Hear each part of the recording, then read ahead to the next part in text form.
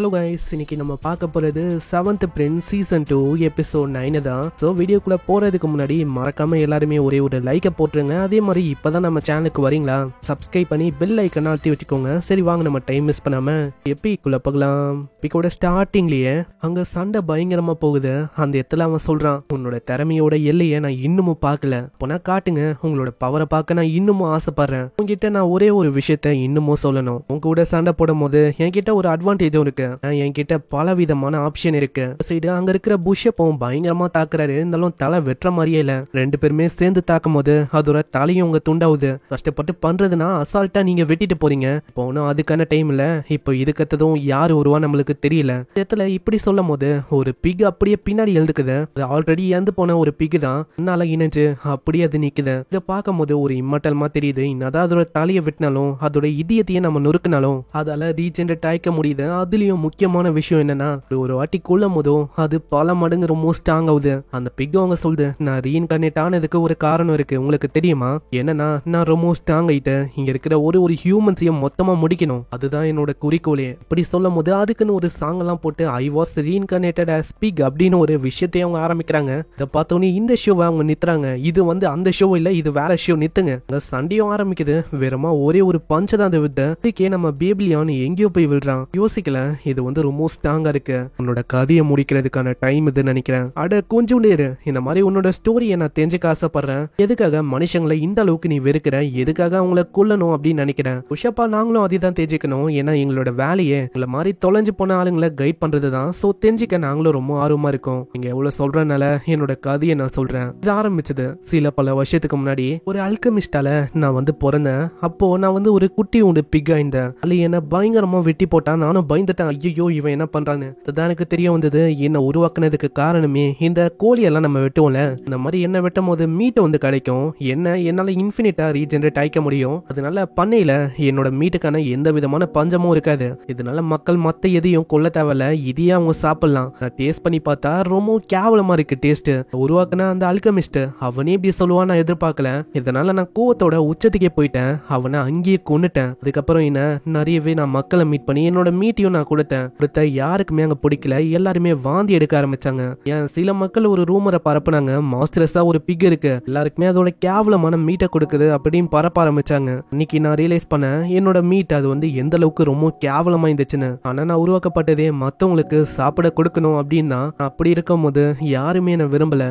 இத்தனைக்கு குட்டி குட்டி ஈலா இருக்குல்ல, அதுக்கு கூட என்னோட டேஸ்ட் பிடிக்கல. இந்த மாதிரி நேரத்துல என்னோட ஹோப்பையே நான் எழுதிட்டேன். அந்த டைம்ல தான் என்னோட மாஸ்டரை நான் மீட் பண்ணேன். அந்த போப்பு அந்த டைம்ல வந்திருப்பான். அவன் டேஸ்ட் பண்ணி பார்த்ததுல இது உண்மையிலே அற்புதமா இருக்கு, என்னால ஃபீல் பண்ண முடியுது. எனக்குள்ள அந்த இன்ஃபினிட்டான ரீஜெனரேஷன் அது இருக்கு. நான் நல்லா யோசி, உன்னை அவங்க அந்த மாதிரி பயன்படுத்துறாங்க. எனக்கான ரிவெஞ்ச நீ கொடுக்க விரும்பலையா? உன்னை ஒரு லைஃப் ஸ்டாக்கா பயன்படுத்துற அவங்களுக்கு நீ தான் ரிவெஞ்ச கொடுக்கணும் இப்படின்னு போப் அங்க பிரெயின் வாஷ் பண்ணிருப்பான். அது அங்க ஒர்க் அவுட் ஆயிடுச்சு. அன்னைக்கு அவரு சொன்ன எல்லா விஷயத்திலும் வேலிடான பாயிண்ட் நான் பார்த்தேன். அதனால நான் டிசைட் பண்ணேன், இந்த மாதிரி யாரையுமே விடக்கூடாது, எல்லாரையுமே முடிச்சிடணும்னு. இதை கேட்கும் போது அங்க பின்னாடி இருக்க புஷ்அப்புக்கெல்லாம் என்ன பண்றதுன்னு தெரியல. இந்த இடத்துல கொல்லலான்னு போகும்போது பேபிலியான் அவனோட வேலையை பத்தி சொல்றான். இதுக்கு முன்னாடி ஆளு ஃபுட்டுக்காக ரொம்ப தேடி இருப்பான். அவளுக்கும் ஃபுட்டு கிடைச்சிருக்காது. ஆகவே நிறைய வேலையெல்லாம் பாக்குற மாதிரி அங்க நிறைய விஷயத்த பண்ற மாதிரி பேபிலியானுக்கா இருக்கும். அந்த டைம்ல நீ ஓடி இருந்தா நான் உன்னை என்னோட கையில வச்சிருப்பேன் தெரியுமா? இப்படி சொல்லும் போது அந்த பிக்குக்கு புரியல. ஆமா என்ன சொல்றேன், என்னால நம்ப முடியல. அங்க இதுக்காகவே பேபிலியான் டெஸ்ட் பண்றேன்னு சொல்லி அங்க மீட்டை வாங்குறான்.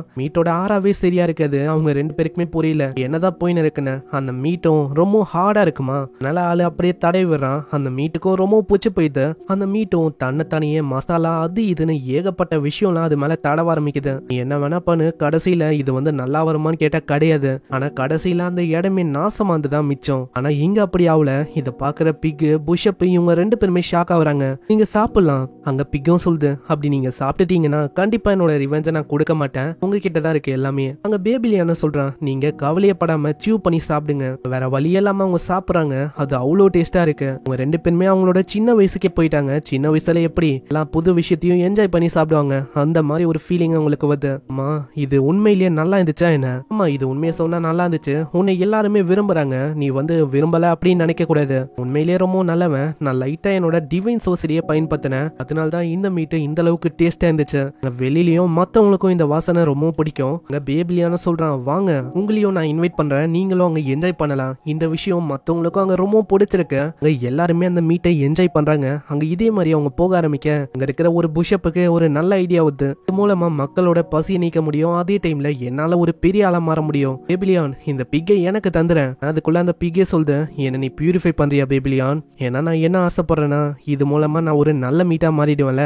ஆமா, நீ என்ன சொல்லிருக்க? அப்படி பண்ணா நீ ஒரு நார்மலான மீட்டா மாறிடுவ. உன்னோட இன்ஃபினிட் ரீஜெனரேஷன் அது வந்து போயிடும். உண்மையா சொன்னா அது போயிடும் தான். இருந்தாலும் நான் என்ன ஆசைப்படுறேன்னா ஒரு நல்ல மீட்டா இருந்து நம்ம பேபிலியான் அவன் வந்து என்ன சாப்பிடணும் அப்படின்னு நான் ஆசைப்படுறேன். இதனால நம்ம பேபிலியான் அதே மாதிரி பண்றான். அங்க பியூரிஃபை பண்ணும் போதே அது சொல்லுது, மாஸ்டர் என்ன மன்னிச்சிருங்க, என்னால உங்களோட ஆசையை நிறைவேற்ற முடியல. அதே மாதிரி நான் உருவாக்கப்பட்டதே மத்தவங்களுக்காக தான். இது வரைக்கும் என்ன பிடிக்காம நிறைய பேர் இருக்கலாம். என்ன புரிஞ்சுக்கின பேபிலியான் இவனுக்காக நான் என்ன சாக்ரிஃபைஸ் பண்ண போறேன். அது திரும்பவும் சின்னதா மாதிரி அப்படி குதிக்கலான்னு போகும். அதுக்குள்ள பேபிலியான் தடுக்கிறான். இல்ல இரு, உன்ன மாதிரி ஒரு கியூட்டான விஷயத்த என்னால எப்படி சாப்பிட முடியும்? நெக்ஸ்ட் சீன்ல நம்ம அனஸ்தீஷியா கூட அங்க பயங்கரமா சண்டை போகுது. செல்ஃபா கேண்டலோட ஸ்டாண்ட வச்சு அப்படி சண்டை போறான். எதிர்பார்க்கல. உண்மையை சொன்னா நீ ரொம்ப இம்ப்ரெசிவா இருக்க. உன்னோட அந்த மெழுகுவத்தி ஸ்டாண்ட எப்பயும் என்னோட லக்ஸாவால வெட்டி இருக்க முடியும். ஆனா அது உன்கிட்ட இருக்கும் போது என்னால அதை வெட்ட முடியல.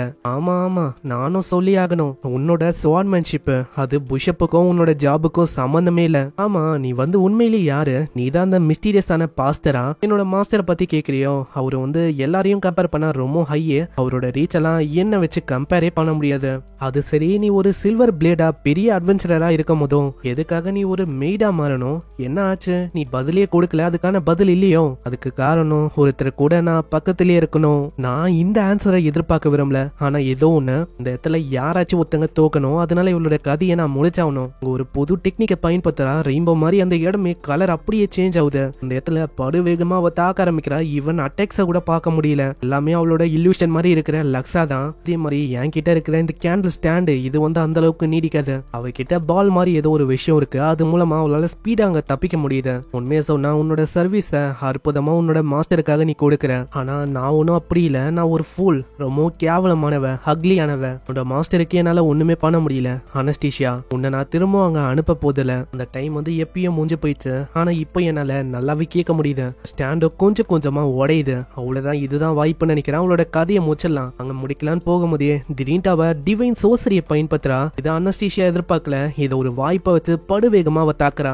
ஒரு தாக்குதலும் அவங்க பட ஆரம்பிக்க அந்த இடத்தோட இன்டர்ஃபேஸ் அப்படியே மாறுது. நீ எதுக்கு என்னை வந்து கொல்லவே இல்ல? அங்கேயே உன்னால கொல்ல முடிஞ்சிருக்கும். எனக்கு சுத்தமா ஐடியாவே இல்ல அந்த டைம்ல உன்னால டிவைன் சோசரிய பயன்படுத்த முடியும்னு. என்னோட மாஸ்டர் அது ஒரு கிஃப்டா எனக்கு கொடுத்தாரு. அதனாலதான் இப்ப என்னால பயன்படுத்த முடிஞ்சது. அங்க லாய்டு தான் இதை குத்துருப்பான். அங்க ஐடியாவே இருந்திருக்காது இது வந்து ஒரு டிவைன் சோசரின்னு. விஷயத்த அவன் சொல்லியிருப்பான். நம்ம செல்ஃபாவும் சொல்றான், எனக்கு அவளைக்கும் இந்த மாதிரி விஷயத்தெல்லாம் பயன்படுத்த வராதே. கண்டிப்பா இது வந்து உனக்கு அவளைக்கும் தேவையா இருக்காது. அப்படி தேவை வரும்போது கண்டிப்பா இந்த டிவைன் சோசரியை நீ பயன்படுத்திக்கலாம். என்னோட மாஸ்டர் உண்மையை சொன்னா ரொம்ப கியூட்.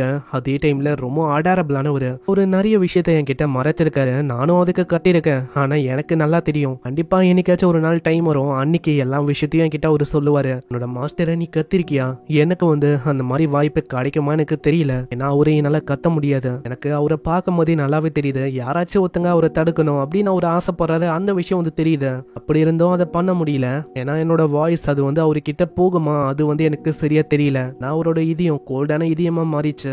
அதனால எனக்கு தெரியல என்னால அவருக்கு குரல் கொடுக்க முடியுமா இல்லையான்னு. அனஸ்தீஷியா இப்படி சொல்லிட்டாங்க. அழுவ ஆரம்பிக்கிறான். இந்த சைடு நம்ம செல்ஃபா சொல்றான், எனக்கு தெரியல, நான் வந்து ஒரு சாதாரணமான மெய்டு தான். என்னால மத்தவங்கள ஜட்ஜ் எல்லாம் பண்ண முடியாது. நான் எனக்கு ஒரு நம்பிக்கை இருக்கு. கண்டிப்பா என்னைக்காச்சும் ஒரு நாள் ஏதாச்சும் ஒருத்தங்க குரலை வந்து கண்டிப்பா அங்க கேட்கும். அதுக்கப்புறம் அவர் வந்து மாறுவாரு. இந்த சைடு சாரியாவும் நம்ம ஈஷாவையும் காட்டுறாங்க. அவங்க ரெண்டு பேருமே அங்க போயின்னு இருக்காங்க. இங்கே இந்த எபிசோட முடியுது.